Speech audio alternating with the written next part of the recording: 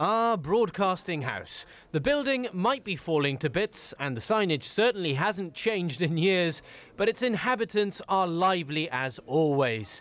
And there have been some changes here recently. James Niche is the new head of Radio Gibraltar.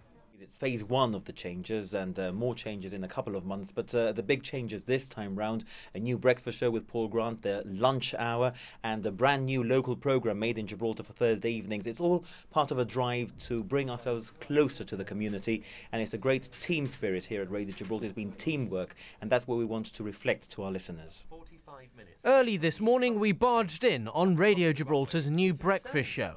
Well, you were unfortunate enough to actually get the Hawks and Tornadoes coming into Gibraltar. They're going to be here now for the next 10 days. Paul now keeps you company from 7 till 10 with Davina Barbara and Chris Clifton-Seiler.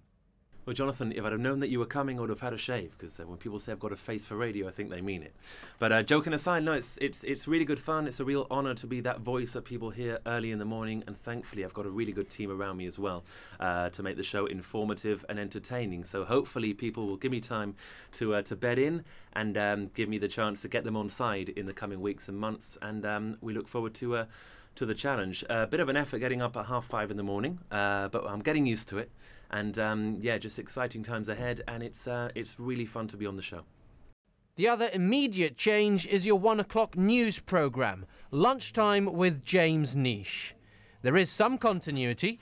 Teresa Gonçalves does 2 hours in Spanish. Son las 2, bienvenidos a Radio Gibraltar. Aquí estamos una tarde más. It's Travie McCoy and Billionaire on Radio Gibraltar. Billionaire's weekend this weekend, first weekend after payday. And Ben Lynch stays on mornings.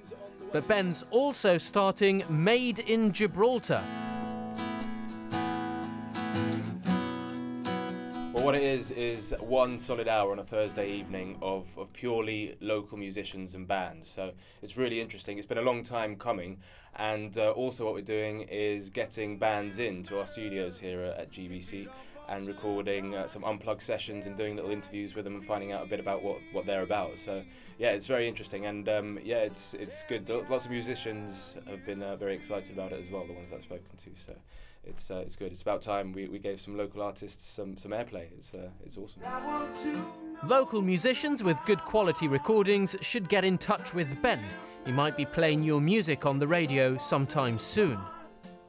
But we live in the age of the iPod, and radio stations across the world are having to innovate to hold on to their audiences.